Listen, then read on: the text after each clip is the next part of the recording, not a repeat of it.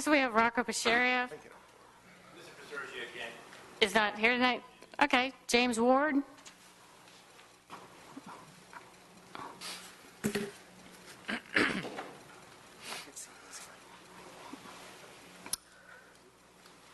The human body is 70% water. If you put toxic water in you, you will become sick, get disease, and cancer. Then you'll go to the hospital. The hospital will then make a lot of money. The hospital won't tell you not to drink the Raleigh toxic water because 70% of the U.S. is poisoned by forced fluoridation.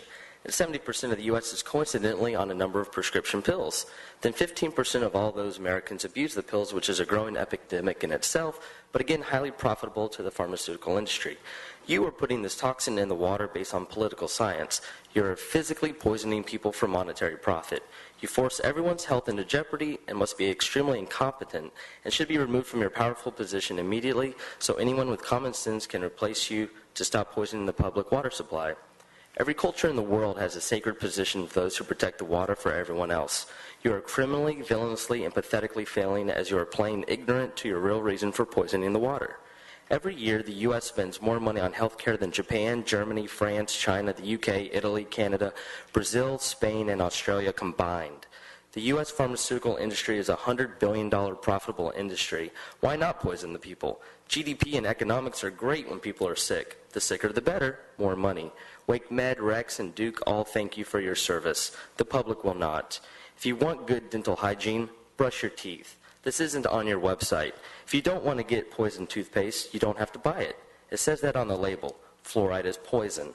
The fluoride you use for your water fluoridation never occurs in nature. It's a liquid corrosive acid that comes from the wet scrubbers of the phosphate fertilizer industry, where noxious hydrogen fluoride gas fumes that can't legally be released into the air are captured in an aqueous mixture of other industrial byproducts loaded into tank trucks, labeled hazardous, and transported to Raleigh. If you touch it, you will die.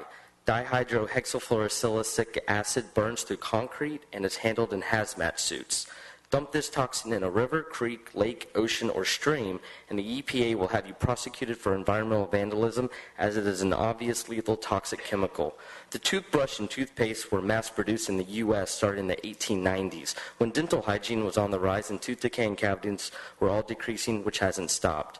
But in 1939, there were 45 industries that had toxic fluoride waste compounds that they had to pay to get rid of until they started selling it. It was somehow dumped into the water supply, only to poison all living beings who consume the toxic chemical. The city of Raleigh spent over $200,000 last year buying this toxic waste byproduct from the phosphate mining industry, poisoning over 500,000 local people. You're not chemists, you're politicians. Your website lists opinions and endorsements from other organizations that support forced poisoning, such as the EPA. But the EPA website states fluoride may cause health problems if present in public or private water supplies.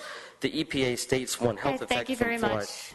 Thanks. Your 3 minutes are up. I appreciate it.